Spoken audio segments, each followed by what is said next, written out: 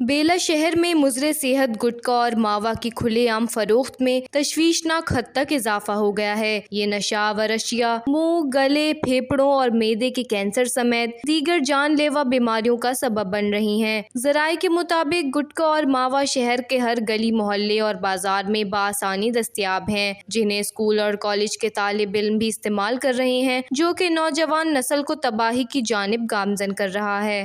دوسری جانب ضلع ہب میں ان نشہ آور اشیاء پر مکمل پابندی عائد ہے، جبکہ اس کی روک تھام کے لیے کارروائیاں بھی کی جا رہی ہیں، مگر بیلا شہر میں صورتحال اس کے برعکس ہے۔ علاقہ مکینوں کا کہنا ہے کہ لسبیلا پولیس کو متعدد بار شکایات اور نشاندہی کرنے کے باوجود اس مکروہ کاروبار کو روکنے میں کوئی خاطر خواہ پیش رفت نہیں ہو سکی۔ عوامی حلقوں نے ڈپٹی کمشنر لسبیلا حمیرہ بلوچ سے مطالبہ کیا ہے کہ بیلا میں فوری طور پر دفعہ 144 نافذ کی جائے اور ان نشہ آور اشیاء کے خلاف سخت اور مؤثر کارروائی عمل میں لائی جائے تاکہ نوجوان نسل اور معاشرہ اس ناسور سے محفوظ رہ سکے۔ وش نیوز، بیلا، بلوچستان۔